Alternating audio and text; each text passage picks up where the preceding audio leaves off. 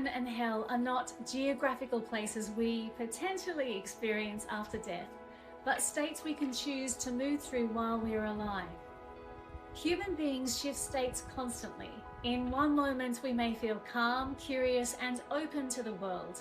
In another we may feel anxious, ashamed or afraid. The outer world might remain exactly the same in that moment, yet our experience of it can change dramatically depending on the emotional state we inhabit. In that sense, heaven and hell may not be distant realms at all.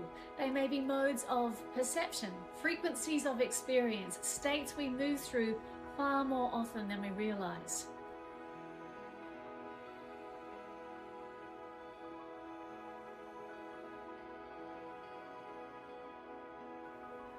In modern physics, the deeper structure of reality is often described in terms of energy and fields. What we perceive as solid matter is, at the smallest scales, dynamic patterns of interaction within underlying energy fields. In other words, the universe is not static, it is rhythmic, oscillating, and alive with motion. If that is true at the level of atoms and particles, it raises an intriguing possibility.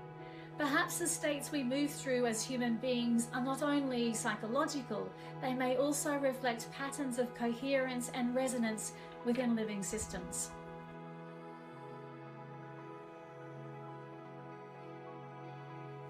And the human heart offers one of the most fascinating places to explore that idea. The human heart is not only a biological pump circulating blood through the body, it is also an electrical organ. With every beat, the heart generates measurable electrical activity that coordinates the body's rhythms. Modern research into heart rate variability has shown that emotional states influence the patterns of this activity in fascinating ways.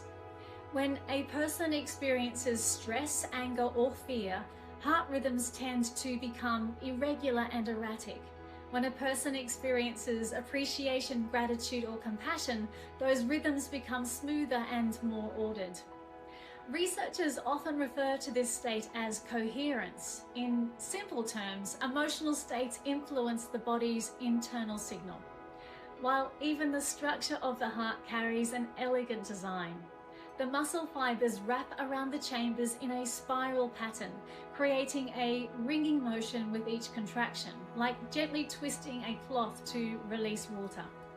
Rhythm, motion, and energy moving through a living spiral, a biological oscillator at the center of the human body.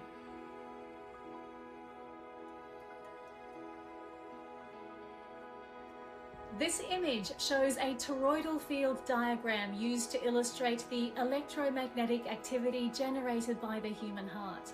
Researchers studying heart-brain interactions and physiological coherence, including those at the HeartMath Institute, often use torus-shaped flow diagrams to visualize circulating fields.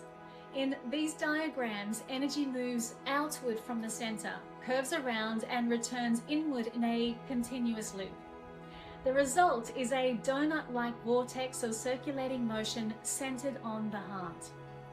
Without needing mysticism at all, we can already see that our internal state changes how the body functions and how we experience the world around us. Thousands of years ago, the prophet Ezekiel described a vision unlike anything else in ancient writing. He spoke of radiant heavenly beings surrounded by motion and light, of strange structures he called wheels within wheels, their rims filled with eyes, moving in every direction and shimmering with energy.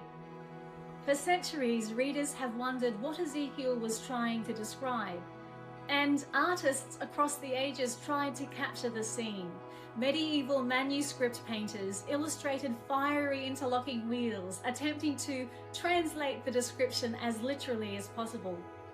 While 200 years ago, the visionary artist William Blake depicted a human figure suspended within a swirling vortex of radiant motion, almost as if standing inside a living field of circulating energy. Visually, the structure looks remarkably similar to the toroidal flow patterns modern scientists often use to illustrate circulating energy fields.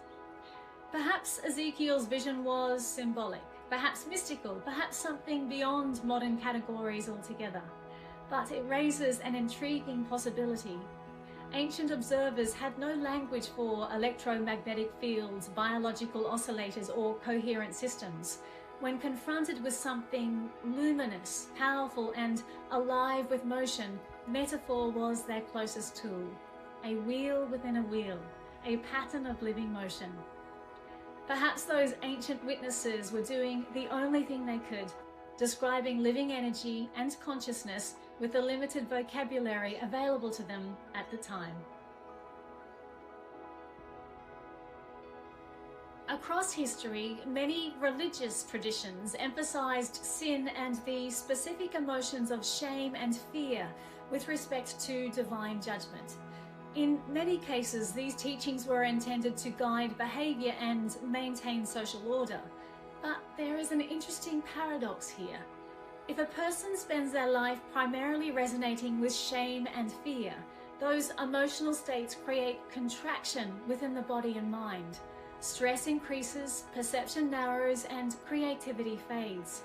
While the divine is literally described in spiritual traditions as love, joy, creativity, and wholeness.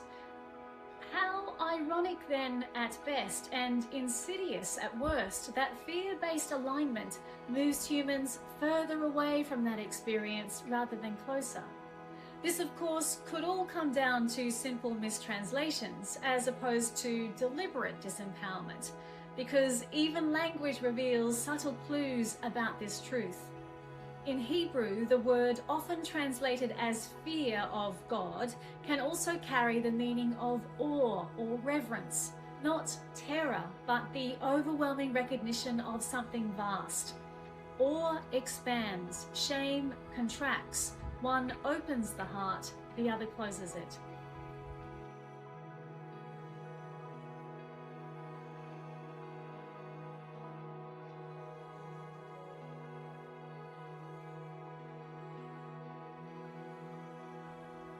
So, what if access to heaven is not granted by a gatekeeping institution, but accessed through internal alignment?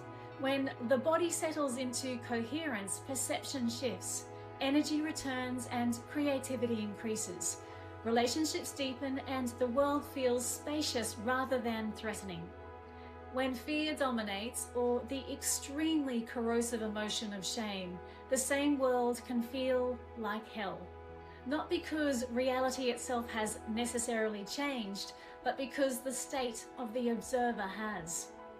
Perhaps heaven and hell are less about geography, therefore, and more about resonance, states of consciousness we move through as we live. For centuries, angels have been imagined as winged beings descending from the sky, but perhaps the deeper symbolism points towards something closer to home.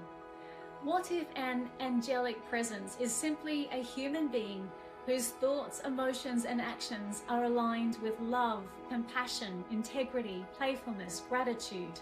A coherent, fully charged human being, a steady presence, someone whose inner world is ordered around kindness and clarity, whose very presence brings calm, possibility, and upliftment to those around them. A person whose powerful internal state generates coherence rather than chaos. In this light, the ancient stories may carry a quiet and empowering invitation, not merely to wait for angels to appear, but to choose to align with their state. If heaven is not somewhere we go, but something we tune into, then perhaps the real revolution humanity is moving toward is not political, but internal. A shift from fear to coherence, from shame to wholeness, from fragmentation to love. Because when that shift happens, perception changes. The same world begins to feel different, not because reality itself transforms overnight, but because the state of the observer has. And that realization carries a powerful kind of sovereignty, the recognition that the emotional and spiritual states we inhabit are not reactions to the world around us, they are proactive choices about how to create it. The revelation that heaven was never somewhere else, but the truth that it has always been within. If you're interested in reading more, my full work, the Book of Revolution, is available globally now.